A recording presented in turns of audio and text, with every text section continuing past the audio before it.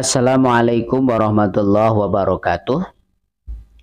Anak-anakku yang berbahagia, Pak Amir pada kesempatan kali ini akan menyampaikan penyampaian tentang analisa, bacaan, tajwid dan juga terjemah pada Al-Quran surat Al-Isra ayat 32 dan An-Nur ayat 2. Yang pertama, Al-Quran surat Al-Isra ayat 32.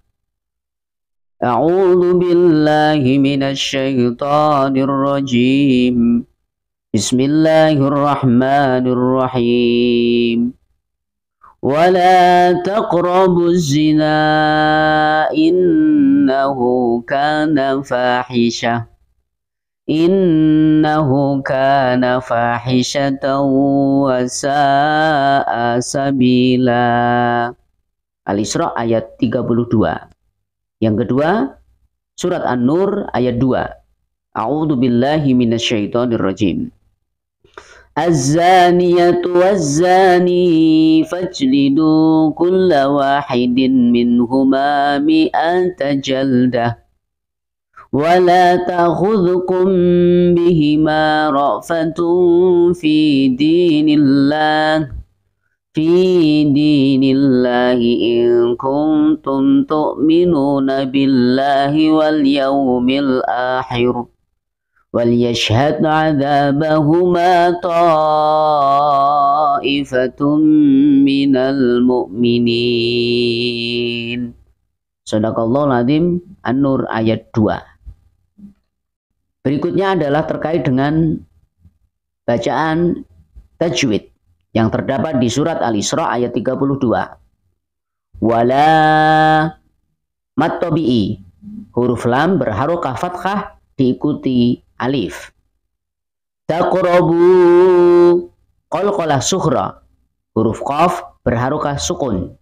Az-zina, innahu, mad jaiz munfasil, terdapat mat tabi'i bertemu hamzah pada lafal berbeda atau kalimat berbeda. Berikutnya, innahu, mad silah, terdapat fathah diikuti dengan hak dhamir. Selanjutnya, kana fahisyah, mad tabi'i, terdapat fathah diikuti dengan alif. Selanjutnya, wasa'a, mad wajib muttasil, terdapat mad tabi'i diikuti hamzah dalam satu lafaz. Yang terakhir, sabila, mad iwad, terdapat fathah tanwin diwaqafkan. Demikian hukum tajwid di surat Al-Isra ayat 32. Hukum tajwid di surat An-Nur ayat 2. Az-zaniyatu asy-syamsiyah, terdapat alif lam bertemu dengan huruf syamsiyah yaitu nun. Yang berikutnya, waz-zani, mad tabi'i, terdapat fathah diikuti alif. Berikutnya, fajlidu, terdapat qalqalah, terdapat hukum jim berharokah sukun. Wahidim minhuma, idgham bihunnah, tanwin bertemu dengan mim. Wala ta'khudhukum bihima, ifa syafawi, mim sukun bertemu dengan ba. Ra'fatun fi, ifa hakiki, tanwin bertemu dengan fa. In kuntum, ifa hakiki, nun sukun bertemu dengan ta. Wal yashhad, qalqalah, terdapat huruf dal berharokah sukun. Berikutnya, ta'ifah, mad wajib muttasil, terdapat mad tabi'i bertemu dengan hamzah dalam satu lafal. Yang terakhir, minal mu'minin, mad arid li sukun, terdapat mad tabi'i diikuti tanda waqaf di akhir ayat. Demikian hukum tajwid di surat An-Nur ayat 2. Berikutnya, mengartikan Al-Isra ayat 32 dan An-Nur ayat 2. Terjemahannya, Al-Isra ayat 32. Dan janganlah kamu mendekati zina. Zina itu sungguh suatu perbuatan keji dan suatu jalan yang buruk. Surat Al-Isra ayat 32. Berikutnya An-Nur ayat 2. Yang artinya, pezina perempuan dan pezina laki-laki adalah masing-masing dari kedua 100 kali. Dan janganlah rasa belas kasihan kepada keduanya, mencegah kamu untuk menjalankan agama hukum Allah. Jika kamu beriman kepada Allah dan hari kemudian, dan adalah pelaksanaan hukum mereka disaksikan oleh sebagian orang-orang yang beriman. An-Nur ayat 2. Berikutnya, pesan-pesan mulia dari ayat Al-Quran. Yang pertama, Al-Isra ayat 32 bahwa disebutkan, yaitu Allah melarang mendekati zina. Wala taqrabuz zina. Janganlah mendekati zina. Dan yang berikutnya, Allah juga melarang di ayat ini bahwa zina merupakan perbuatan yang keji dan suatu jalan yang buruk.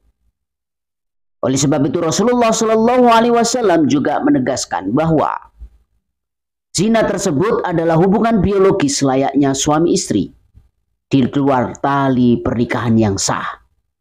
Berikut ini hadis daripada Rasulullah Shallallahu Alaihi Wasallam.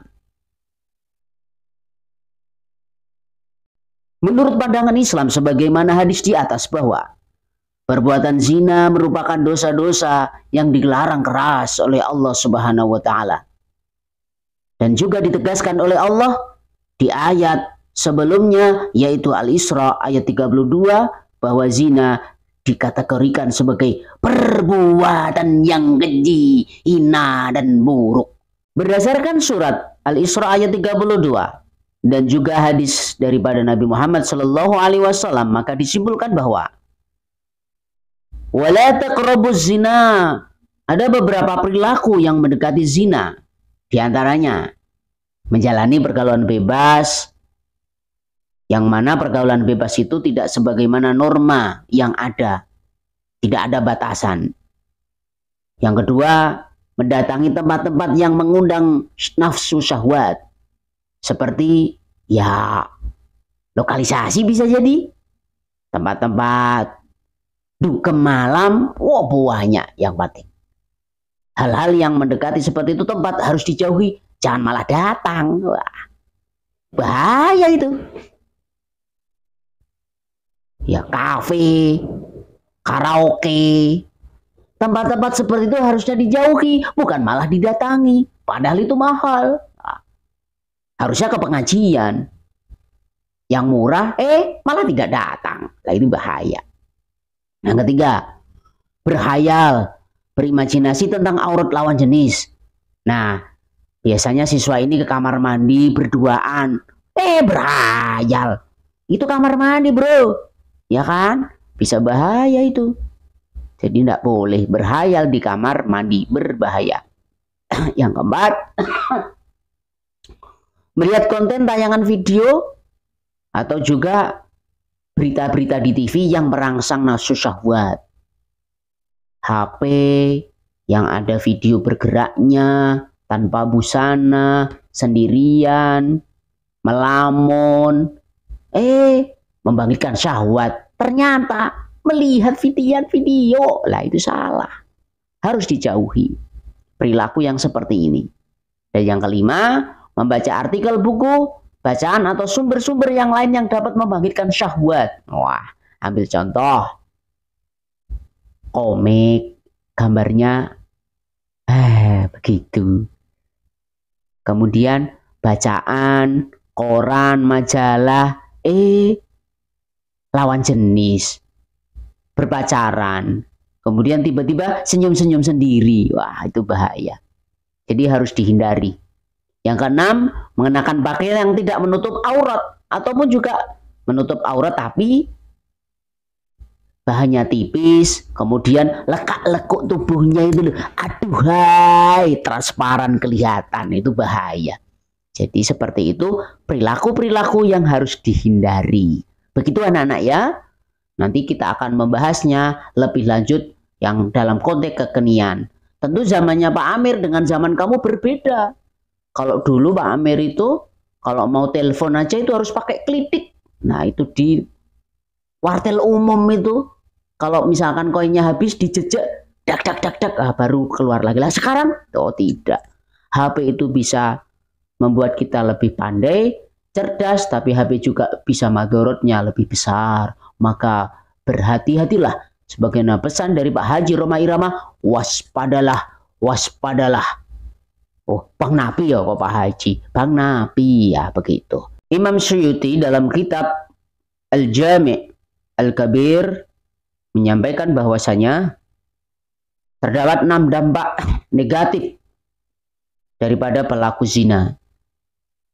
Adapun dampak negatif tersebut adalah yang pertama dirasakan di dunia, yaitu menghilangkan wibawa.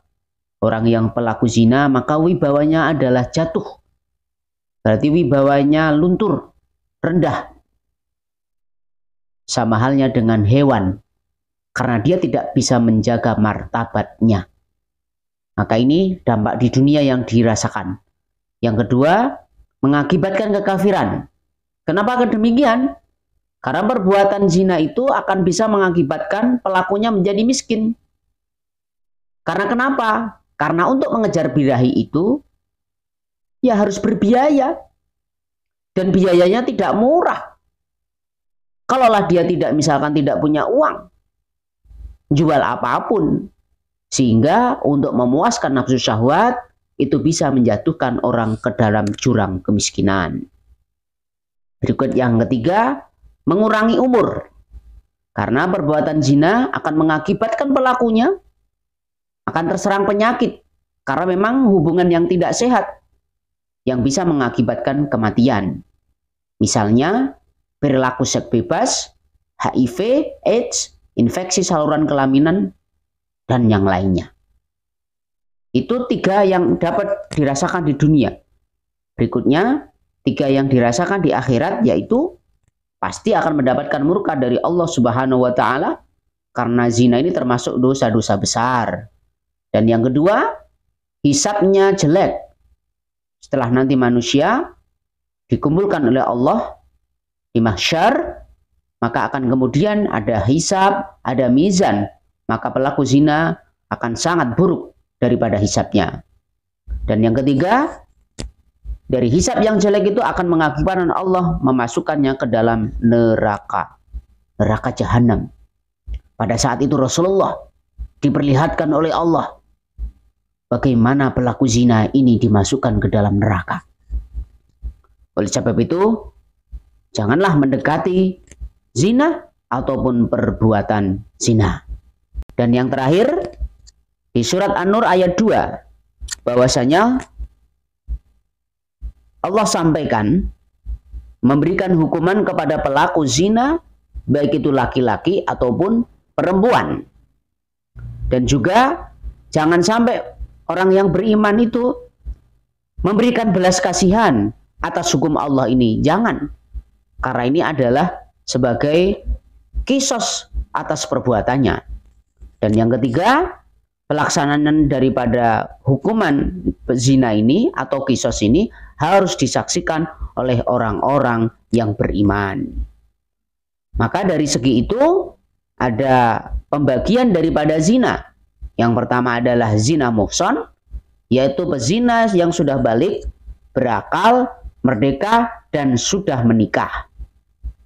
Maka hukumannya adalah didera 100 kali dan rajam, dilempari dengan batu sederhana sampai dengan meninggal. Itu daripada yang muhsan. Dan yang kedua, zina ghairu muhsan, yaitu pelakunya masih lajang dan belum menikah. Maka hukumannya adalah didera 100 kali ataupun juga diasingkan selama 1 tahun.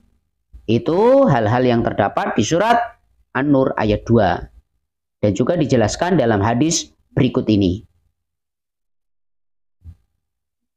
Demikian saja penjelasan dari Pak Amir terkait dengan bagaimana hukumnya zina, bagaimana perilaku yang mendekati zina, dan juga bagaimana macam-macam zina beserta hukumannya. Sampai ketemu di lain kesempatan. Assalamualaikum warahmatullahi wabarakatuh.